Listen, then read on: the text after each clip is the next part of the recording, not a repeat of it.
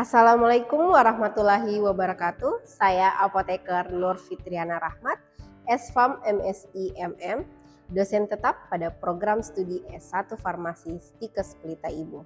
Video ini dibuat untuk memenuhi salah satu syarat dalam sertifikasi dosen tahun 2026, yaitu pernyataan diri dosen dalam unjuk kerja Tridharma Perguruan Tinggi atau PDD UKTPT, khususnya aspek pengajaran.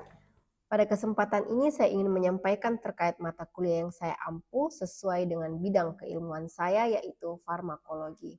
Mata kuliah ini ditujukan pada mahasiswa semester 3 dengan kode FAR PI 328 dengan bobot 3 SKS.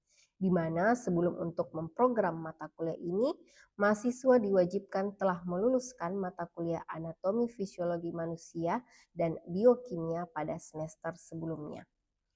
Mata kuliah ini diselenggarakan sebanyak 16 kali pertemuan, diantaranya 14 kali pertemuan tatap muka dan masing-masing 1 kali pada pertemuan ujian tengah semester dan ujian akhir semester. Mata kuliah farmakologi ini terdapat 4 CPL program studi, diantaranya untuk CPL 1 itu sikap bertanggung jawab atas pekerjaan kefarmasian secara profesional dan etik. CPL kedua menguasai konsep teoritis farmakologi meliputi farmakokinetik, farmakodinamik, mekanisme kerja, efek terapi, efek samping, dan interaksi obat.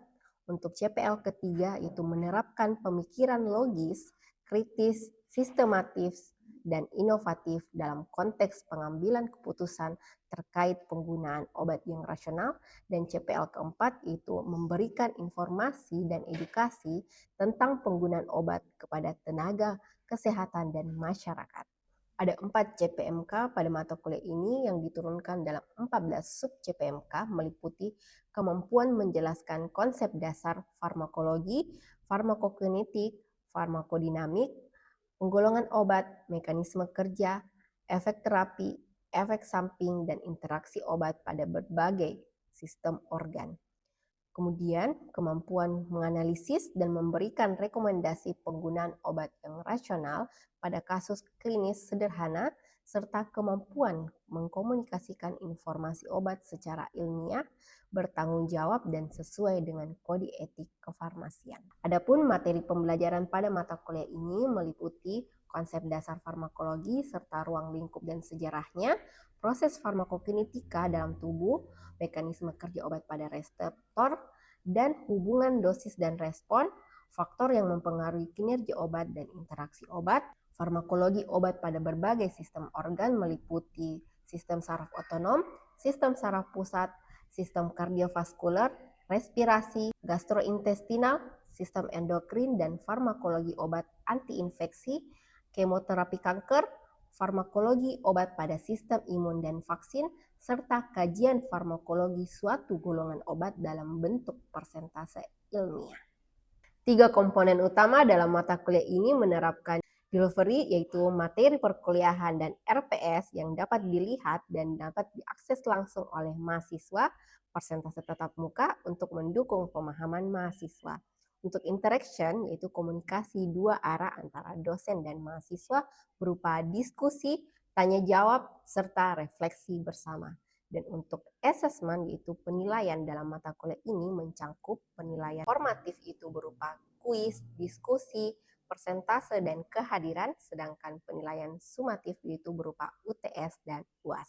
Adapun persentase dalam penilaian pada mata kuliah ini terdiri atas kehadiran itu ada 10%, kuis 10%, tugas 20%, dan 30% pada masing-masing ujian tengah semester dan ujian akhir semester.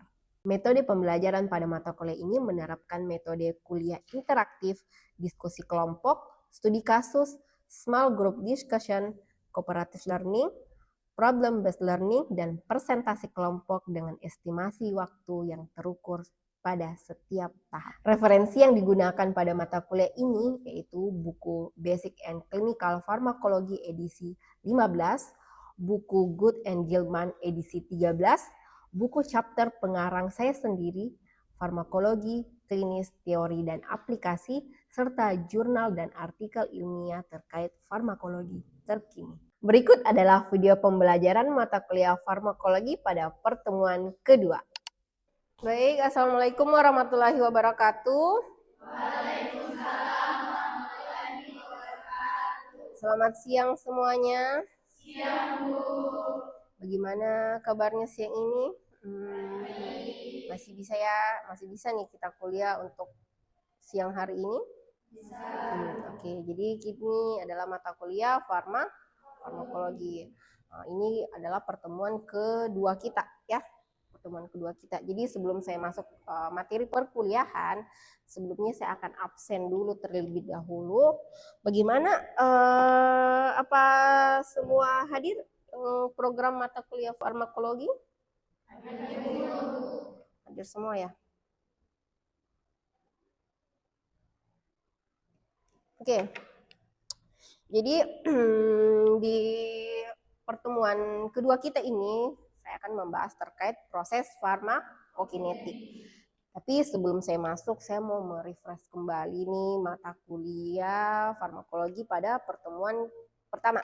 Itu terkait konsep dasar farmakologi. Oke, masih ada yang ingat apa itu farmakologi?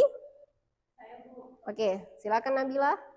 Jadi farmakologi itu berasal dari bahasa Yunani. Farmakologi itu artinya obat atau racun dan logos yang artinya ilmu. Jadi bisa diartikan farmakologi adalah ilmu yang mempelajari interaksi obat dengan sistem biologis, mencakup sifat kimia, fisiologi, serta nasib obat dalam tubuh.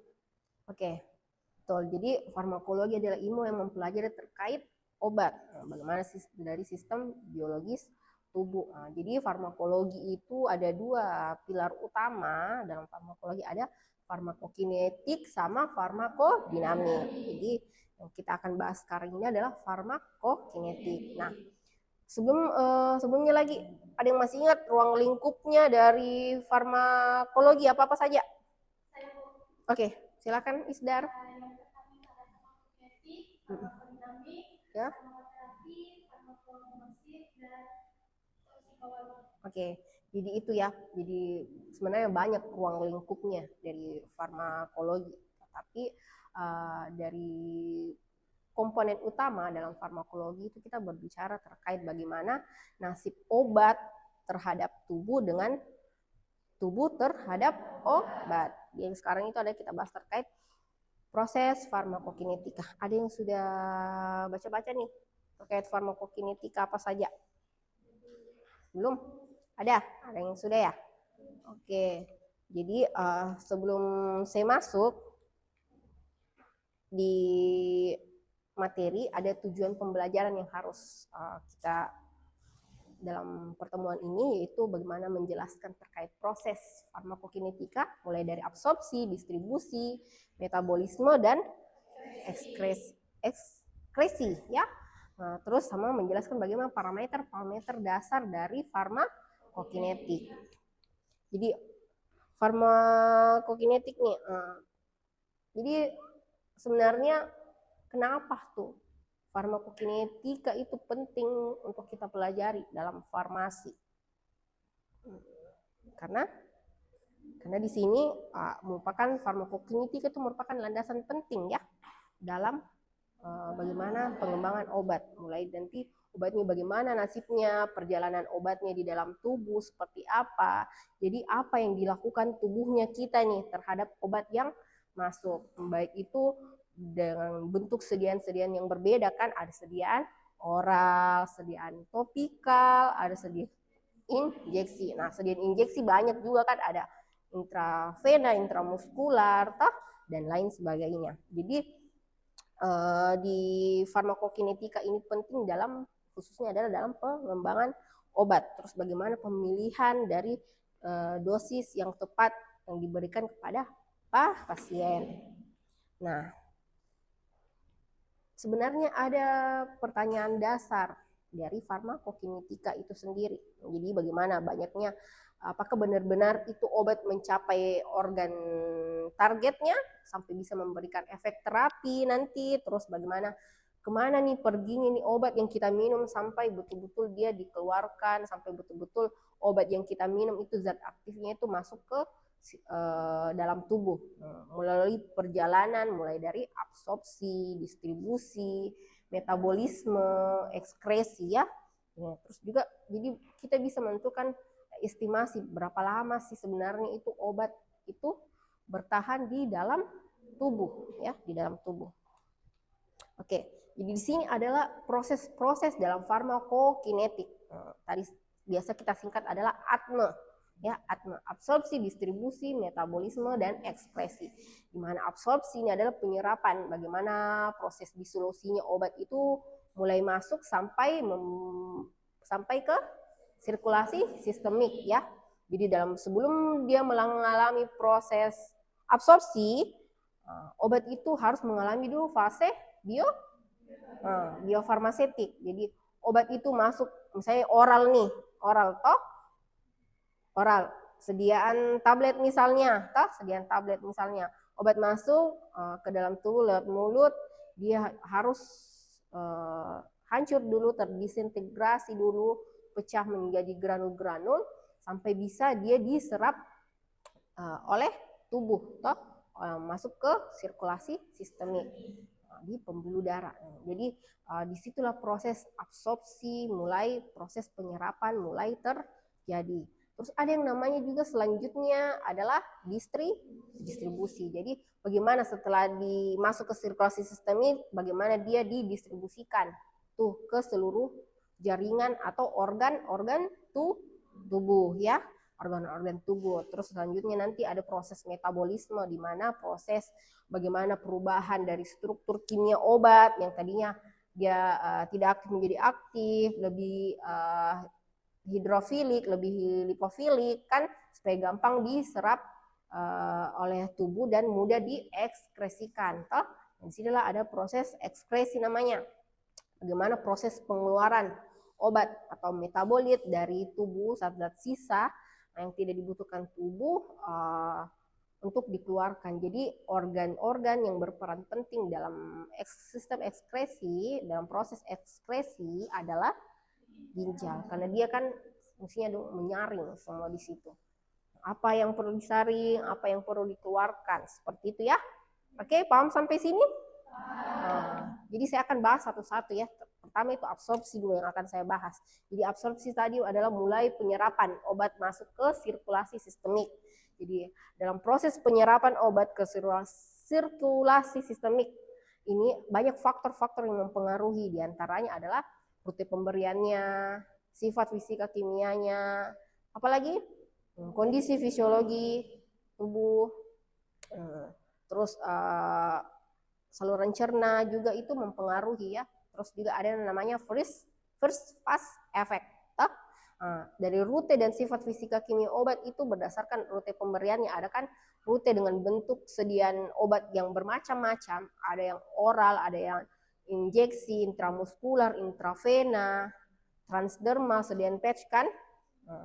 Itu kan beda-beda proses absorpsinya. Jadi di sini ada yang namanya parameter farmakokinetik dalam proses absorpsi, atau ada yang disebut dengan bioavailabilitas. Jadi bagaimana kan tadi ini penyerapan obat masuk ke sirkulasi sistemik. Jadi bagaimana persentase jumlah obat yang masuk ke sirkulasi sistemik itu ada berapa? Itu tergantung tadi dari rute pemberian obatnya. Kalau intravena kan dia langsung masuk ke sirkulasi sistemik karena dia kan diinjeksikan langsung ke vena, Jadi persentase atau jumlah zat aktif obatnya itu 100% kan masuk. Berbeda halnya dengan rute pemberian secara oral, misalnya tablet atau kapsul. Dia harus mengalami proses fase biofarmasetik dulu sebelum dia masuk ke fase absorpsi. Oke. Jadi terus juga kondisi fisiologi tubuh, luas permukaan, aliran darah itu berpengaruh juga, saluran cerna, pH lambung kan, karena proses absorpsi di sini yang berperan adalah lambung, saluran cerna kita. Jadi nanti masuk di saluran cerna, di lambung nih, atau di usus masuk, nanti dia akan mengalami proses yang dikatakan dengan proses distribusi selanjutnya. Distribusi bagaimana obat atau zat aktif obat itu disebar ke organ-organ tubuh. Jadi organ-organ yang berperan penting dalam proses distribusi ada apa saja, bisa kalian lihat apa saja, ada jantung dan pembuluh darah, terus ada otak, ada ginjal, ada hati, hepar, ada otot, jaringan lemak, sama kulit. Jadi proses distribusinya itu harus dulu pada misalnya di organ jantung dan pembuluh darah nih. Jadi dia itu di sini jantung dan pembuluh darah dia berfungsi untuk menyebarkan molekul obatnya itu supaya bisa diserap masuk ke saluran pencernaan. Saluran pencernaan dulu. Nantinya akan mengalami fase distribusi fase pertama. Di sini yang berperan adalah organ otak, ginjal, dan hepar. Jadi fase pertama sini adalah bagaimana prosesnya itu supaya penyerapannya itu cepat terjadi, perfusi tinggi namanya. Dari tingkat aliran yang tinggi kan, tinggi. Nanti selanjutnya akan terjadi fase distribusi yang kedua. Fase distribusi yang kedua itu organ yang berperan adalah otot di sini, lemak, apalagi kulit. Kulit. Jadi di sini kalau di fase 2 ada perfusi lambat. Jadi bagaimana proses distribusi pada fase kedua nanti. Nah, setelah dia disebar nih ke seluruh organ atau ke seluruh jaringan tubuh, ada yang namanya proses metabolisme. Proses metabolisme di sini bagaimana tadi proses bagaimana perubahan struktur kimia obat. Mulai dari obatnya itu dia tidak aktif menjadi aktif, lebih hidrofilik, lebih lipofilik, supaya gampang diserap dan mudah diekskresikan. Nah, sini. Jadi proses metabolisme ini yang berperan adalah organ hepar, hati. Di hati itu ada yang namanya enzim, enzim, banyak enzim di situ, tapi yang berperan situ adalah dengan bantuan enzim sitokrom P450. Jadi dalam proses metabolisme itu ada yang namanya fase 1 dan fase 2 juga. Fase fungsionalisasi sama konjugasi. Jadi bagaimana di fase 1 ini obat yang tadinya tidak aktif menjadi aktif, harus dia juga lebih polar supaya gampang diekskresikan. Terus juga bagaimana yang tadinya inaktif tidak aktif menjadi aktif itu di proses metabolisme di sini di fase 1, fase 2 di sini terjadi. Seperti jadi di metabolisme intinya itu di metabolisme adalah proses bagaimana perubahan struktur kimia obat. Jadi di proses metabolisme ini yang faktor yang mempengaruhi juga adalah aliran darah, aliran darah. Terus juga bagaimana semakin polar atau semakin larut, maka akan lebih mudah untuk diekspresikan nantinya, seperti itu. Oke, selanjutnya ada yang namanya terakhir, adalah tahap terakhir dalam proses farmakokinetik adalah ekskresi. Di ekskresi itu adalah tahap akhir di mana obat-obat atau sisa-sisa dari hasil metabolisme tadi tuh yang tidak dibutuhkan tubuh itu dikeluarkan dari dalam tubuh. Jadi organ paling penting dalam proses ekskresi di sini adalah ginjal. Ginjal dia menyaring, filtrasi glomerulus. Gimana? Terutama misalnya juga dalam proses ekskresi di sini, dia proses ekskresinya setelah dari ginjal dikeluarkan zat-zat itu yang sisa-sisa dari metabolisme diekskresikan itu bisa melalui keringat, kelenjar, saliva, air susu, dari urin, terutama juga dari urin ya. Jadi seperti itu.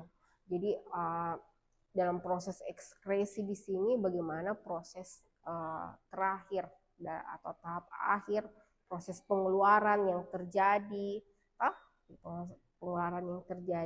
dari mulai tadi obat masuk sampai dia dikeluarkan. Jadi seperti itu. Jadi dalam proses Farmakokinetik ini yang parameter yang penting kalian tahu adalah bukan parameter, prosesnya adalah mulai dari absorpsi, distribusi, metabolisme, dan ekskresi. Jadi di sini penting bagaimana nasibnya ini tubuh terhadap obat. Di perjalanannya, ternyata perjalanannya obat itu melalui proses seperti ini ya. Absorpsi harus diserap dulu nih. Sudah diserap, masuk ke sirkulasi sistemik, dia didistribusikan. Dia disebar ke jaringan atau organ-organ tubuh. Melalui distribusi fase pertama, fase 1, fase kedua, perfusi tinggi, perfusi lambat, terus nanti masuk ke metabolisme, bagaimana proses struktur kimia obat itu diubah dari aktif menjadi tidak aktif, seperti itu. Oke? Terus nanti setelah sudah dirubah zat-zat sisa yang tidak dibutuhkan atau dari proses metabolisme tadi, kemudian dikeluarkan, diekskresikan. Jadi seperti itu. Jadi nanti dikeluarkan melalui keringat, melalui urin, melalui air susu ibu, sama dari kelenjar air liur, salivah. Jadi kalau kita berkeringat itu adalah proses ekskresi juga yang terjadi. Seperti itu. Oke, bagaimana paham sampai sini terkait proses farmakokinetika? Oke, selanjutnya adalah tadi kan itu perjalanannya obat di dalam tubuh. Selanjutnya ada kita biasa sebut parameter. Karena tadi di slide sebelumnya kan tadi terkait bagaimana ini obat, estimasinya, kemungkinannya berapa lama tuh obat di dalam tubuh. Itu kan ada dikatakan parameter farmakokinetika. Jadi parameter dasar dari farmakokinetika itu sebenarnya ada 4 ya. Sebenarnya banyak, tapi secara dasar atau bukan dasar, utama nih. Parameter utama dalam farmakokinetika itu yang ada bioavailabilitas, ada volume distribusi, ada clearance, ada waktu paruh. Jadi dia ini adalah yang mengestimasi berapa nih volumenya yang terdistribusi, berapa jumlah atau persentase tadi kan bioavailabilitas, persentase yang zat aktif obatnya itu yang masuk ke sirkulasi sistemik. Terus juga proses clearance di sini, parameter clearance itu bagaimana itu obat, waktu pembersihan obat dari dalam tubuh sampai bisa untuk masuk ke proses ekskresi nantinya itu kan ada clearance namanya. Terus juga ada waktu paruh. Waktu paruh adalah waktu yang diperlukan obat untuk turun hingga mencapai setengahnya di dalam tubuh, dalam darah. Oke, jadi ini saya akan bahas satu-satu terkait parameter farmakokinetika. Tadi parameter utama yang pertama ya, ada bioavailabilitas. Tadi sudah sempat saya singgung di absorpsi di proses absorpsi. Jadi bagaimana persentase penyerapan zat aktif obatnya nih, sudah dalam bentuk zat aktif ya. Zat aktif obatnya nih terserap atau masuk ke sirkulasi sistemik. Jadi dia satuannya adalah dengan bentuk persentase jumlah obat. Jadi kalau tadi dengan rute pemberian secara intravena berarti bioavailabilitasnya juga dia yang disuntikan 10 mg berarti 10 mg juga yang masuk ke sirkulasi sistemik. Kan begitu. Kan dia langsung masuk ke pembuluh darah atau ke vena, jaringan vena. Terus kalau misalnya dengan pemberian oral dia harus mengalami fase biofarmasetik dulu sebelum dia mengalami proses absorpsi tadi. Jadi tidak 100%. Estimasinya itu kan ada namanya perhitungan bioavailabilitas. Persentasenya ada 80%, 70% kah yang masuk, 60%. Bisa saja karena kan ini kita membahas kemungkinan berapa. Toh, kalau kita berbicara parameter farmakokinetik itu secara matematikanya ya, berapa hitungannya seperti itu. Terus juga ada yang namanya volume distribusi nih. Nah, tadi diabsorpsikan yang parameter yang berperan adalah bioavailabilitas. Di distribusi adalah volume distribusi. Jadi apa tuh volume distribusi? Parameter yang menggambarkan seberapa luas nih obat itu menyebar ke jaringan atau organ tubuh. Nah, berapa volumenya yang masuk? Nah, berapa volume yang terdistribusi? Seberapa luas dia tersebar di dalam jaringan atau organ tubuh. Itu volume distribusi. Terus selanjutnya itu adalah clearance. Di clearance di sini metabolisme ya. Metabolisme yang berperan. Jadi kan tadi proses metabolisme adalah proses di mana perubahan struktur kimia obat tadi struktur kimia obat. Jadi clearance ini kalau kita berbicara clearance adalah pembersihan obat dari dalam tubuh. Jadi bagaimana proses obatnya ini di metabolisme kemudian diekskresikan, dibersihkan per satuan waktu. Jadi berapa yang dibersihkan dari dalam tubuh. Karena kan obat yang kita minum kan pasti zat aktifnya nanti akan berikatan dan reseptor memberikan efek terapi kan. Selanjutnya ada zat-zat sisa yang di metabolisme dari dalam tubuh itu kan akan dikeluarkan. Seperti itu akan dikeluarkan. Terus juga ada yang namanya waktu paruh. Jadi waktu paruh ini adalah waktu yang diperlukan obat itu dia mencapai konsentrasi setengahnya. Nah, jadi kalau kita berbicara waktu paruh nih, kita berarti berbicara tentang terkait frekuensi pemberian obat. Makanya itu frekuensi pemberian obat aturan pakai misalnya ada yang 3 kali sehari, 2 kali sehari, itu tuh estimasi yang diperlukan tubuh supaya obat yang ada di dalam tubuh itu tidak melebihi kadarnya. Jadi seperti itu. Jadi kita harus menghitung berapa waktu paruhnya ya, estimasinya dia itu waktu yang diperlukan obat itu, konsentrasi obat itu bisa sampai setengahnya nih. Setengahnya di dalam tubuh. Oke, bagaimana? Sebelum kalian scan nih link barcode-nya, silahkan ambil HP-nya dulu. Baru kalian kerjakan kuisnya. Ini ada beberapa soal, nanti kamu jawab terkait seputar apa yang kita pelajari hari ini. Supaya saya mau melihat sampai sejauh mana sih kalian paham. Oke, sudah? Silahkan dikerjakan. Oke, jadi yang skornya 100, yang cepat menjawab juga itu ada Dela sama Tia dan Jenny. Oke, jadi itu tadi ya materi kita terkait proses farmakokinetik. Untuk pertemuan hari ini sebelum saya tutup, saya mau perjelas lagi yang mau ditanyakan terkait proses farmakokinetik dan parameter-parameter utama dari farmakokinetik. Jelas? Ada yang mau ditanyakan? Nggak ada? Nggak ada. Oke, jadi untuk pertemuan hari ini cukup sekian ya. Terima kasih untuk siang ini.